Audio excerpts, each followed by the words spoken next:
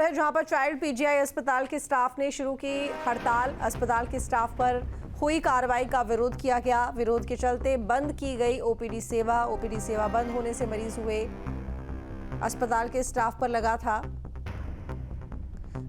नाराज। अस्पताल के स्टाफ पर लगा था युवती के साथ छेड़छाड़ का आरोप। सेक्टर 20 पुलिस ने टेक्नीशियन को गिरफ्तार कर लिया है। 2 तस्वीरें हैं। स्टाफ पर छेड़छाड़ का आरोप है और हड़ताल से ओपीडी सेवा भी बंद कर दी गई। तो चाइल्ड पीजीआई अस्पताल के स्टाफ ने हड़ताल शुरू कर दी है। अस्पताल के स्टाफ पर हुई कार्रवाई का विरोध किया गया। विरोध के चलते बंद की गई ओपीडी सेवा। ओपीडी सेवा बंद होने से मरीज नाराज हुए। अस्पताल के स्टाफ पर युवती के साथ छेड़खानी का आरोप था। सेक्टर 20 पुलिस ने टेक्नीशियन को गिरफ्तार कर लिया है।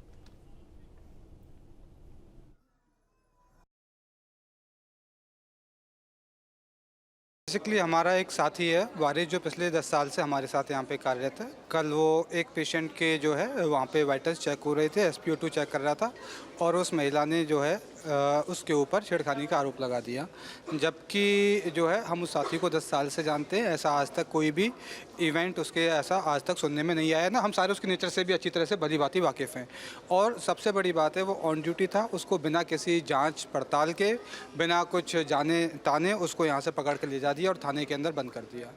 जबकि उसकी वीडियोग्राफिक वगैरह जांच वगैरह सब कुछ होनी चाहिए थी उसके बाद, क्योंकि अस्पताल के अंदर यहाँ पर लगभग 50% पुरुष कर्मचारी हैं और इस तरीके से अगर आरोप लगने लगे और आरोपित गिरफ्तार यहाँ होने लगी तो पूरा अस्पताल के ऊपर आरोप लगने शुरू हो जाएंगे। नोएडा के चाइल्ड पीजीआई अस्पताल के एक स्टाफ पर पेशेंट द्वारा छेड़छाड़ का आरोप लगाया गया और थाना सेक्टर 20 पुलिस ने उस कर्मचारी को हिरासत में ले लिया, जिसके बाद स्टाफ के तमाम लोग हड़ताल पर हैं। उनकी हड़ताल होने के चलते जो भी पेशेंट यहां पर पहुंचे, जो लोग अपने बच्चों को दिखाने के लिए पहुंचे, उनकी परेशानी बढ़ गई है। सभी छोटे बच्चों को लेकर यहाँ पहुँचे हैं। या इस अस्पताल की अगर बात की जाए तो बच्चों का अस्पताल है, यहाँ पर उनका इलाज किया जाता है और अब स्टाफ की मांग ये है जब तक उनके साथी को नहीं छोड़ा जाएगा OPD को पूरी तरीके से बंद रखेंगे। आप किस लिए आए यहाँ? बच्चे को दिखाने के लिए आए हैं, उसके टांग के वजह से आए हैं। कितनी देर हो गई मिले? हमें 2 घंटे सारे हो गए यहाँ पे। चले देख नहीं रहे हैं? नहीं देख रहे। आप किस लिए आए?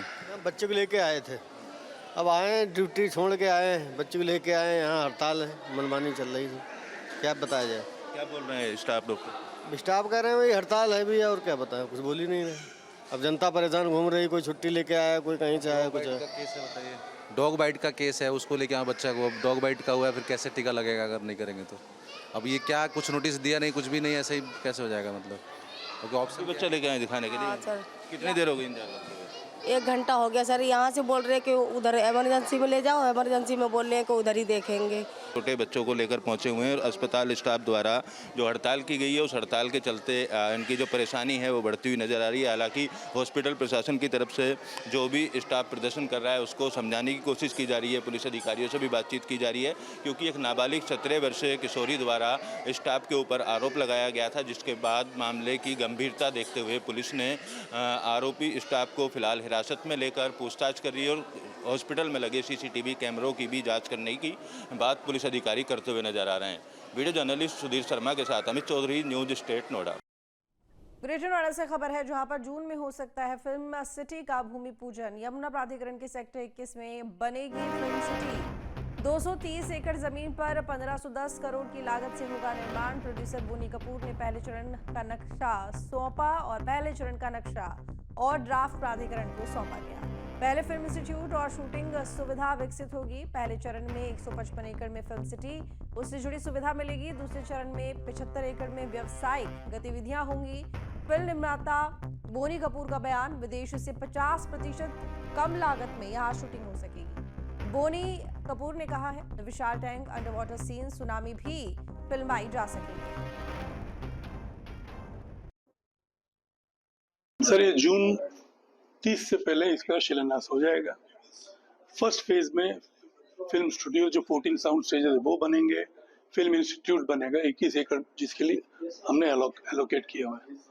उसके बाद बाकी सब चीजों पे भी काम शुरू हो जाएगा। अपना फिल्म सिटी का ही भाग है इंस्टीट्यूट, फिल्म सिटी के भाग है स्टूडियोज। तो स्टूडियोज और इंस्टीट्यूट सबसे पहले, दैट्स अ फेज 1। खासियत ये होगी कि you will have multiple studio floors, sound stages. जैसे कि मैंने बताया, एक साउंड स्टेज पे परमानेंट वाटर टैंक होगा, एक साउंड स्टेज पे वर्चुअल स्टूडियो होगा, बड़ा स्क्रीन होगा। हो सकता है 80 बाई 20 का LED स्क्रीन हो सकता है उससे बड़ा हो. We will see what the commercials are, but definitely one stage will be allocated for virtual as a virtual studio, and then there'll be different sizes of studios. Greater Noida के जेवर में बनने वाली फिल्म सिटी को लेकर तैयारियां तेज हो गई हैं। जून माह में उसका शिलान्यास करने की तैयारी है। फिल्म सिटी बनाने वाले बोनी कपूर जो फिल्म निर्माता हैं उनकी तरफ से पहले फेज का जो नक्शा है और ड्राफ्ट है उसको प्राधिकरण को सौंप दिया गया है। प्राधिकरण के अधिकारी पहले फेज के नक्शे और ड्राफ्ट को देख रहे हैं। उसका आकलन करने के बाद उसको हरी झंडी दी जाएगी। साथ ही फिल्म सिटी के अगर निर्माण की बात की जाए तो 230 एकड़ में फिल्म सिटी बनाई जानी है जो 1510 करोड़ की लागत से बनाई जाएगी। और पहले फेज की अगर बात की जाए तो 155 एकड़ में फिल्म सिटी को विकसित करना है। इसमें फिल्म सिटी के लिए इंस्टीट्यूट के साथ साथ यहाँ पर फिल्म की शूटिंग करने के लिए तमाम स्टूडियो और चीज़ों को डेवलप किया जाएगा।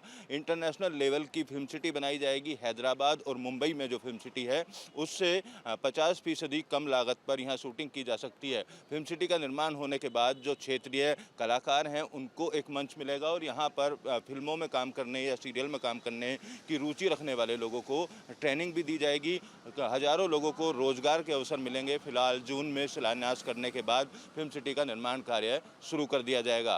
वीडियो जर्नलिस्ट सुधीर शर्मा के साथ Amit Chaudhary, news state, greater Noida. News nation अब व्हाट्सएप पर खबरों की ताजा अपडेट के लिए न्यूज नेशन के इस QR कोड को स्कैन करें। ये नोएडा का सेक्टर 44 शहर का सबसे पॉश इलाका माना जाता है, लेकिन इस इलाके में अवैध झुग्गियों की संख्या लगातार बढ़ रही है और सेक्टर 44 के गेट के पास ग्रीन बेल्ट पर ही अवैध झुग्गियां बनाकर लोग रह रहे हैं। कोर्ट में केस होने के नाम पर नोएडा अथॉरिटी ने यहां ग्रीन बेल्ट डेवलप नहीं किया, लेकिन झुग्गियां बनाने की परमिशन कैसे मिल गई ये समझ के बाहर है। सेक्टर 44 की बाउंड्री के पास अवैध झुग्गियों का निर्माण जारी है। झुग्गियों में रहने वालों का सत्यापन भी नहीं हुआ है, जिससे सिक्योरिटी को लेकर भी लोग चिंता जता रहे हैं। इस पूरे प्रकरण में प्राधिकरण के संबंधित अधिकारियों की भूमिका पर सवाल उठ रहे हैं कि आखिर किस कारण से झुग्गियों और अवैध निर्माण पर रोक नहीं लगाई जा रही है। तो सेक्टर 44 जो कि एक पॉश इलाका है, यही इलाके के पास अवैध झुग्गियां हैं और इसके साथ ही अवैध निर्माण भी हो रहे हैं। पूरी ग्रीन बेल्ट को कवर कर लिया है झुग्गियों ने, लेकिन बड़ी बात यह है कि लोग तो परेशान हैं, लेकिन वही प्राधिकरण की नज़र आखिर इस पर क्यों नहीं पड़ी है। अभी तक क्यों इस मामले पर कार्रवाई नहीं हुई है, रोक क्यों नहीं लगाई जा रही है।